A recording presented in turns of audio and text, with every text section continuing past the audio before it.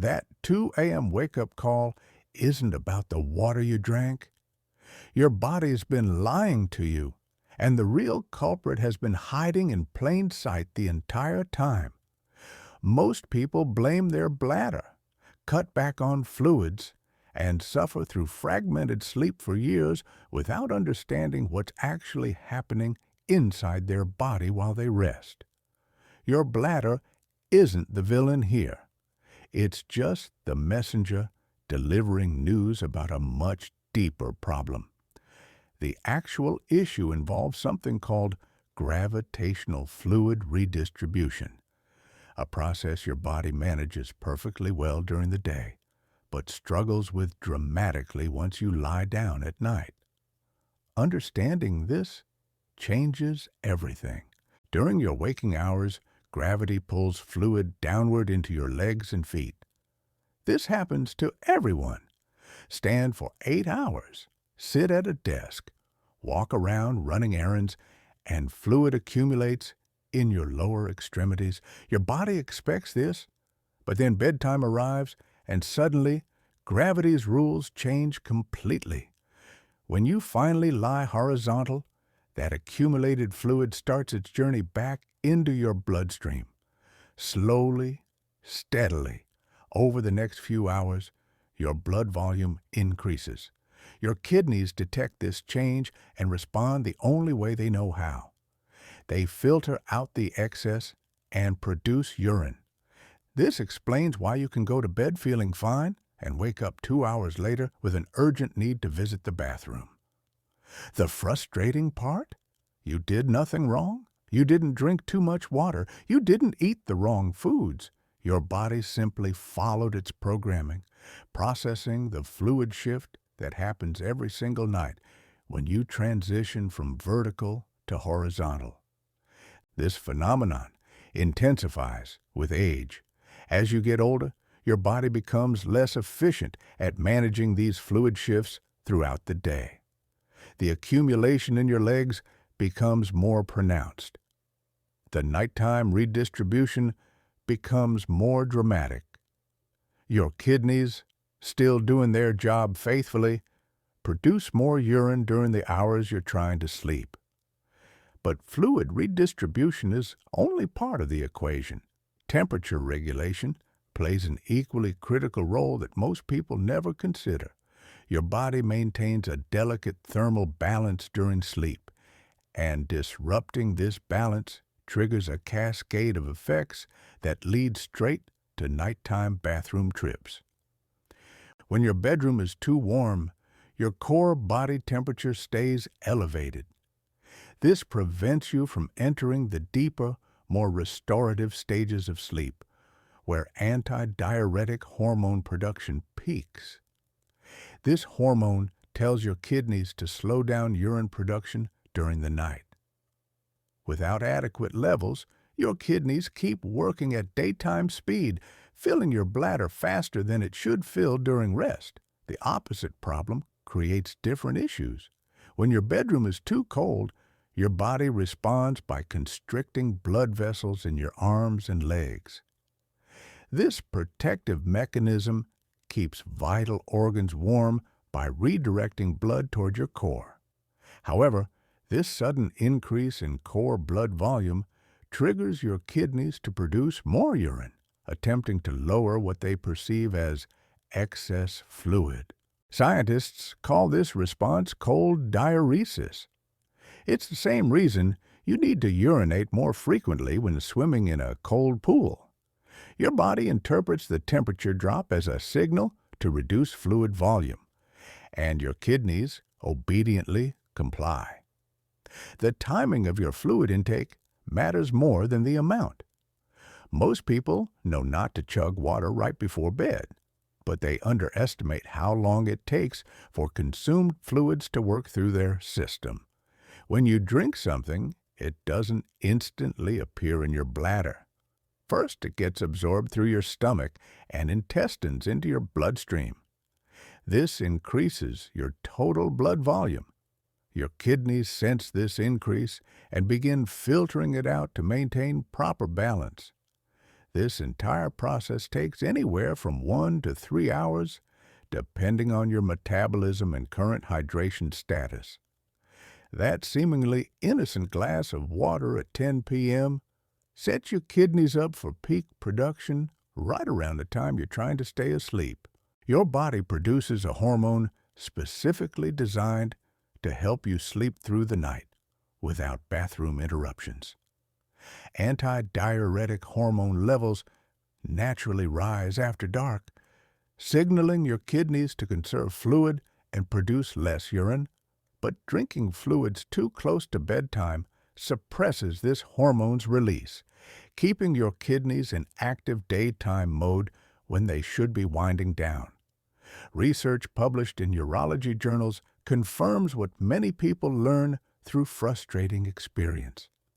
Establishing a strict cutoff time for significant fluid intake dramatically reduces nighttime urination episodes.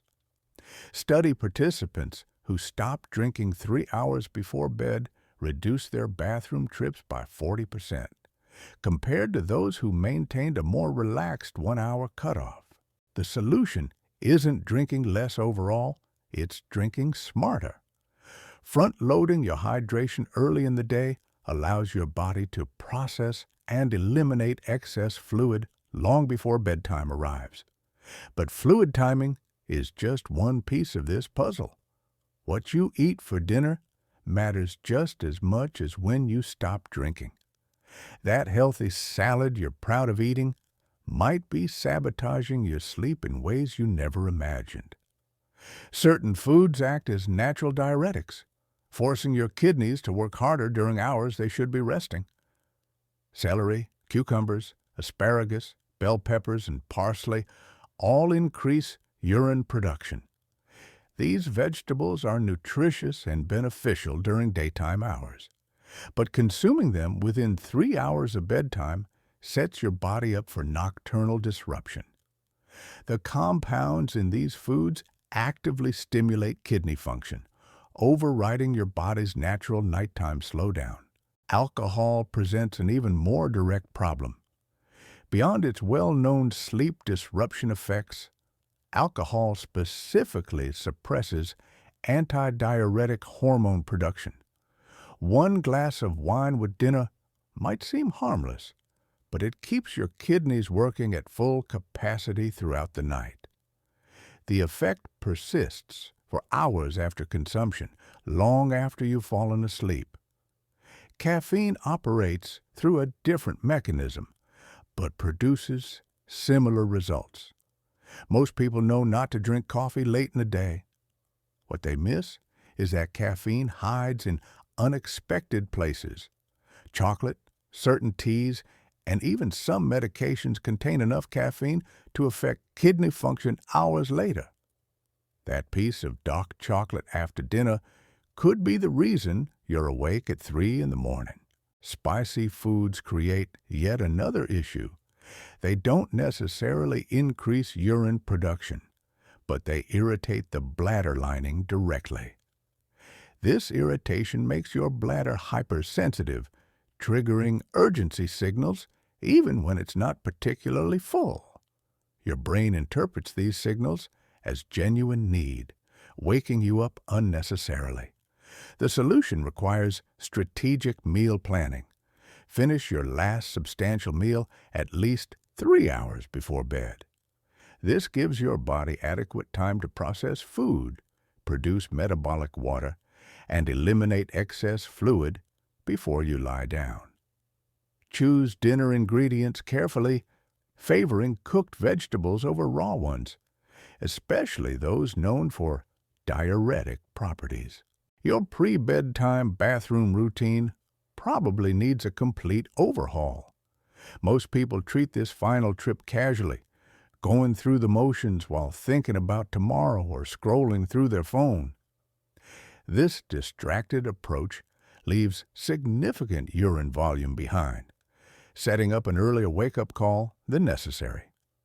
Your bladder is essentially a muscular bag that sends stretch signals to your brain.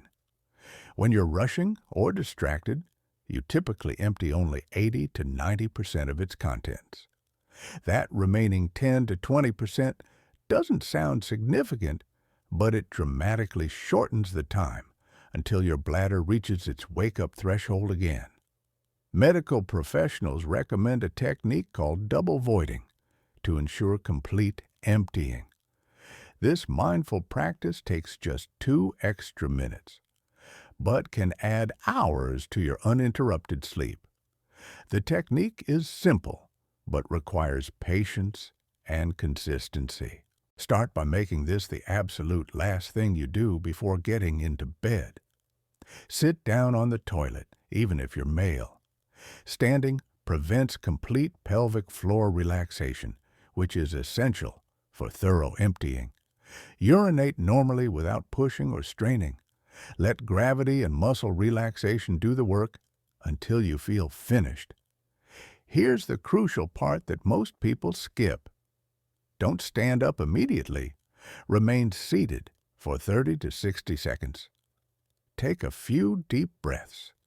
Let your pelvic floor muscles fully relax. Then lean forward slightly, resting your forearms on your knees. This gentle postural change shifts your bladder position and encourages any remaining urine to move toward the exit. Try to urinate again. You might be surprised that more comes out. Even a small amount makes a difference in how long you sleep before your bladder signals fullness again. This technique isn't complicated, but it requires you to slow down and pay attention instead of rushing through your routine. Your bedroom environment controls more than just comfort. Temperature directly affects kidney function in ways that most people never connect to nighttime urination. The ideal sleeping temperature is cooler than most people maintain, typically between 65 and 68 degrees Fahrenheit. When your room is too warm, your core body temperature stays elevated throughout the night. This prevents you from achieving the deeper sleep stages where antidiuretic hormone reaches its peak levels. Without adequate hormone production, your kidneys continue working at daytime speed, filling your bladder faster than it should fill during rest periods. The opposite extreme creates different problems. Cold temperatures trigger a protective response where your body constricts blood vessels in your arms and legs. This pushes more blood toward your core to protect vital organs. But your kidneys interpret this sudden increase in core blood volume as excess fluid that needs elimination. The phenomenon is called cold diuresis, and it's the same mechanism that makes you need the bathroom more frequently when swimming in cold water.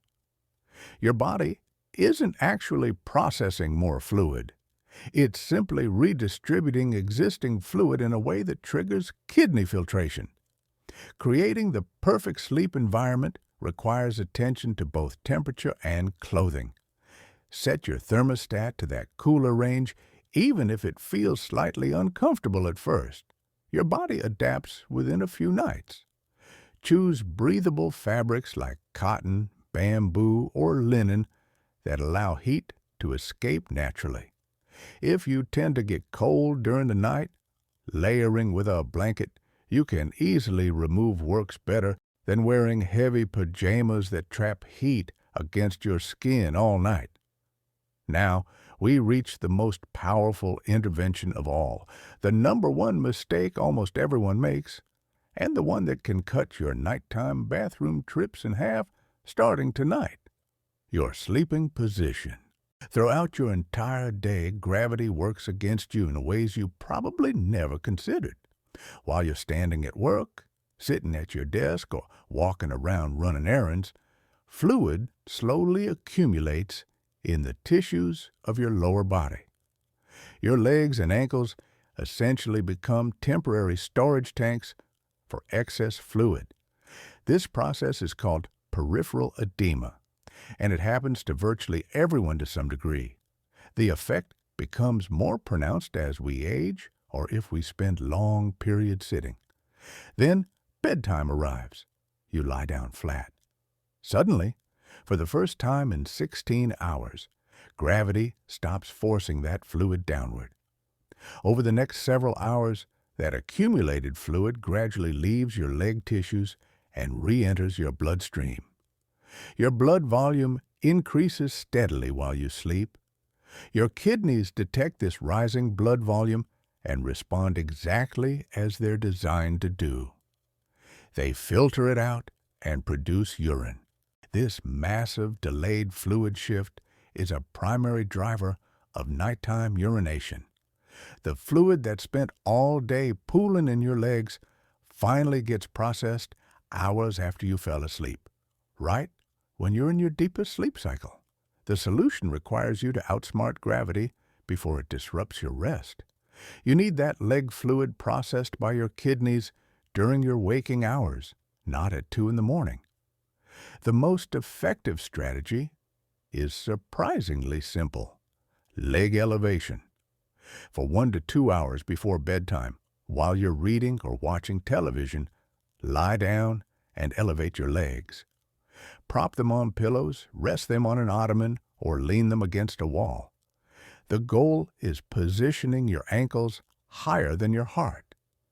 This reverses gravity's effect, allowing that accumulated fluid to drain back into your circulation early. Your kidneys process it during evening hours. You use the bathroom before bed with your double voiding technique. You start the night with dramatically less fluid load waiting to be processed. Your sleeping position continues affecting this process throughout the night. Sleeping on your back with a pillow under your knees maintains slight elevation. Even more effective for many people is side sleeping, particularly on your left side, with a pillow between your knees. This position not only reduces direct pressure on your bladder, but also improves overall circulation and can reduce acid reflux. Research from the Journal of the American Geriatric Society demonstrated remarkable results. Elderly participants who practiced lower leg elevation for several hours before sleep experienced significant reductions in nighttime urination episodes. The fluid shift was managed during evening hours instead of disrupting sleep.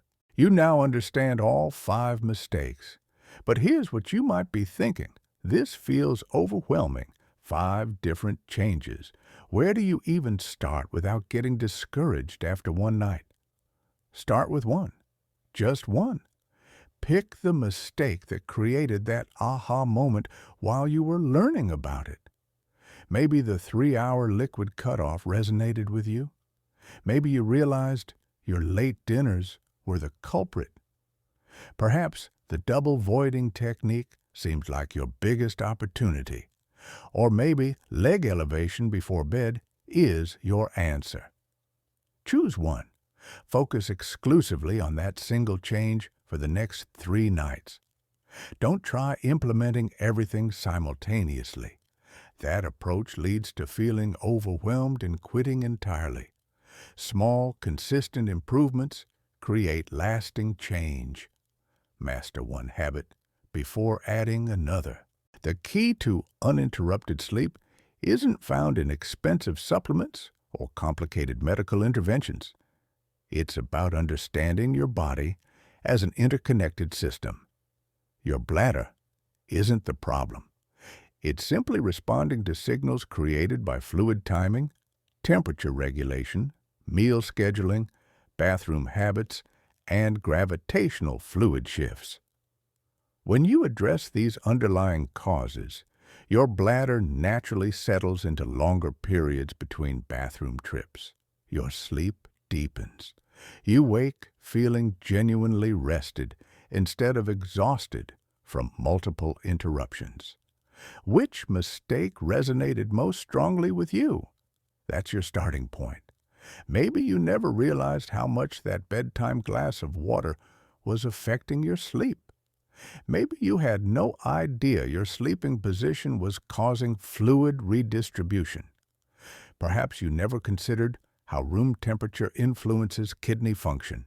Whatever your personal aha moment was, that's where your journey toward uninterrupted sleep begins.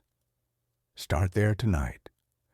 Give your body the stability and support it needs to do what it naturally wants to do. Let you sleep deeply through the night without interruption.